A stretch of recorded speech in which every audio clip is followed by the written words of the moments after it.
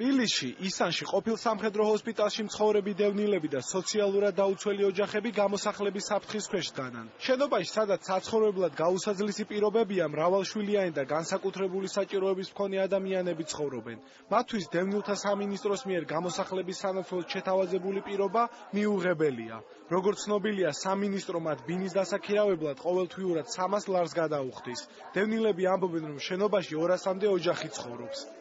შემოთავაზება არის ის, რომ იქნება ქირა. ისიც არ იქნება ყველაზე, იქნება კრიტერიუმების დამიხედვით სოციალურად დაუცველებზე. კრიტერიუმების დამიხედვით. ამ კრიტერიუმებიდან გამომდინარე, ვის რა გარანტია აქვს, რომ მოხდება ამ კრიტერიუმში. სანამ ქირა არ დაინიშნება და არ იქნება ეს გაფორმებული ლიტონის სიტყვებით არა დამადასტურებლად, მაშინ ჩვენ აქედან არ გავართ.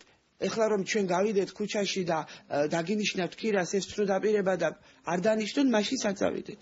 ორშაბათიდან დაიწყებენ უკვე მასიურ, როგორც ამბობენ, ძალადობას, იმიტომ რომ ჩვენინებით აქედან გასვლა არ გვინდა. იმიტომ რომ სხვაგან წასასვლელი. კი ბატონო, მოგცენ ალტერნატიული ფართები, გადავალთ სიამოვნებით, მოვშორდებით ამ სივინძურეს ყველაფერს, მე პირადად მოხარული ვიქნები, მაგრამ იმ დაპირებით რომ 2 წლის ქირას გადაგიხდით, ოღონდ გამოდით და რაღაც ეს აბსურდია, საერთოდ არ მჯერა ამისი.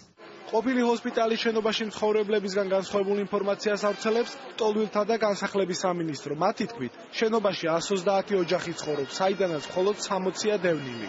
სამინისტროს მიერ გავრცელებულ განცხადებაში ასევე ნათქვამია, რომ თითოეულ დევნილს წერილობით აქვს დადასტურებული ფართის ნებაყოფლობით დაცლა. შენობის მაცხოვრებლები მსგავსი სახით წერილობითი თანხმობის არსებობას კატეგორიულად უარყოფენ. მათი თქმით, დევნილთა და განსახლების სამინისტროს შენობაში მცხოვრებ ოჯახებს ატყუებს და არ აძლევს მათ რაიმე სახის გარანტიებს საცხოვრებელი ფართების დაბრუნებასთან დაკავშირებით. დღეს დევნილებთან ნაციონალური მოძრაობის წევრები ნიკა მელია და ირაკლი აბესაძე მივიდნენ.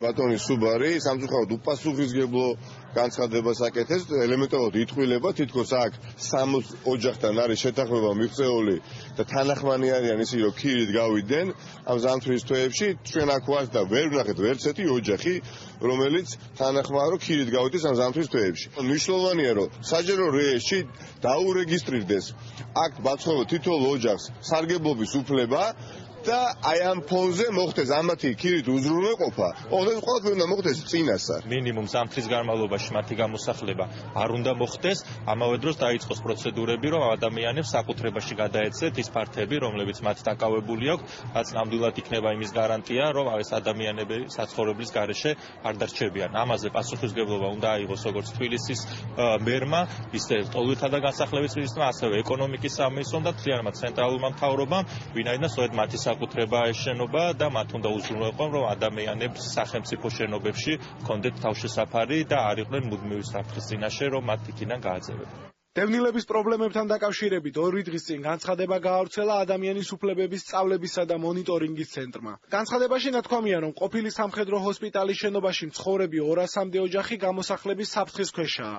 ორგანიზაციის ინფორმაციით, გამოსახლების პროცესი 8 დეკემბერს დაიწყება და შენობაში მცხოვრებ ყველა ოჯახს შეეხება. დევნილები და სოციალურად დაუცველები სამინისტროსა და მერიას შესაბამის გარანტიებს თხოვენ მათი საცხოვრებელი ფართების უზრუნველყოფის თაობაზე. მათი თქმით, წინააღმდეგ შემთხვევაში შენობას არ დატოვებენ. 5 დეკემბერს გამოსახლების გადაწყვეტილება მათ აქციით გააპროტესტეს.